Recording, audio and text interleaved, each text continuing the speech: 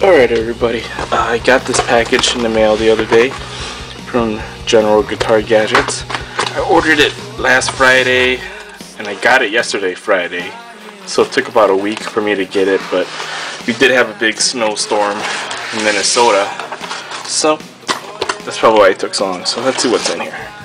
Okay, we got packing peanuts, which is good. There's the pedal.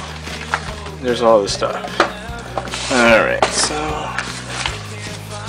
paperwork, cool business card here with some resistor codes on the back there. Here's my enclosure.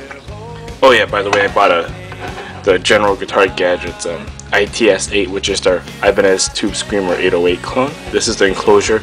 I got the bigger enclosure because this is my first pedal build and I wanted to make sure I get it right, so bought the bigger enclosure. There's screws in there, just so that, you know, I don't mess it up, or there's a less chance of me messing it up. No guarantee about me getting this build right on my first try. There's just the little packing peanuts there. So here's the main parts of the kit, I guess. You got the PCB board right there. You got the jacks and knobs. There's the board right there. Very cool. You got some caps here. There's the generic or general small parts, I mean, like the IC chips, and I see a diode in there. Some transistors. Let me give you some cable. Here's the resistors. Metal, which is good. Metal is good compared, well, depending on what you want, but for this project, metal is better. So these are metal resistors. Here, this is where the magic happens. This is the optional kit, the optional mod kit. It's got a different IC chip, a different I think this is 100 meg pot there. It's got some other resistors and some caps in there, but this mod right here, I'm holding in my hand, this thing right here, this actually allows me to mod my 808 into a land grab dynamic overdrive, which is actually a $400 pedal. So there it is right there. And so there's all the stuff right here. Kit, closure, caps, resistors, small parts, the mod, cables. So this is what I'm going to be building for the rest of the day or for the next couple days.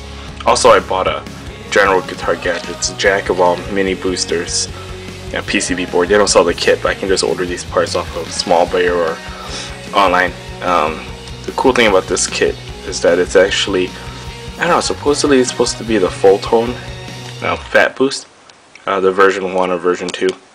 So I had one of these a long time ago and really regret selling it, so I'm like, you know what, might as well try to make one.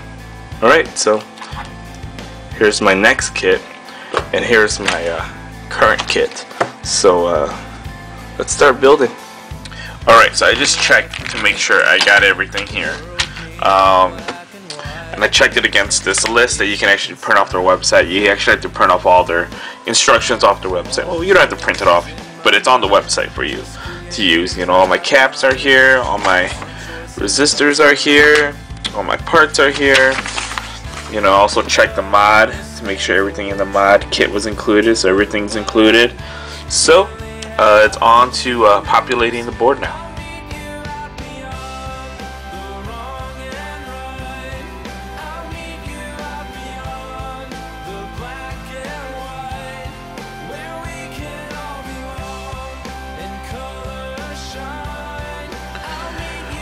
Alright, so I put in the pots, the switches, the jacks, power right here, and the reason I did this was just so that I could plan ahead to kind of figure out how I'm going to attack this thing, and also to make sure the PCB fits, which it does. And so I just gotta sit down and kind of look at this and just kind of figure out how I'm gonna wire everything and kind of attack everything. So alright, on to the next step.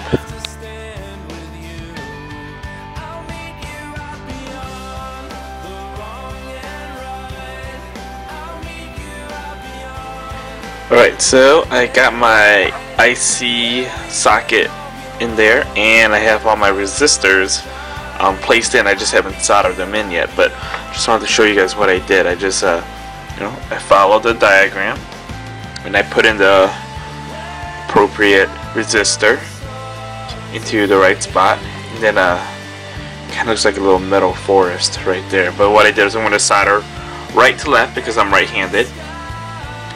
So what I did was I actually folded a bunch of them down so that they're stable over here. They're not moving around too much. And I'm going to solder them in, and I'll show you guys once I'm done soldering all these in. Alright.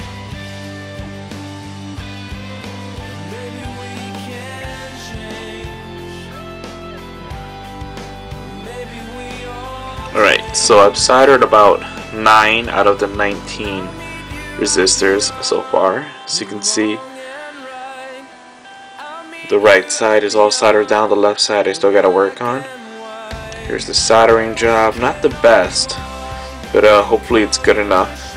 My soldering iron's kind of acting weird on me. I think I might need to get a new tip for it, but I don't feel like running out and getting one right now. So alright, that's half of the resistors, and I'll come back and show you once all the resistors are in.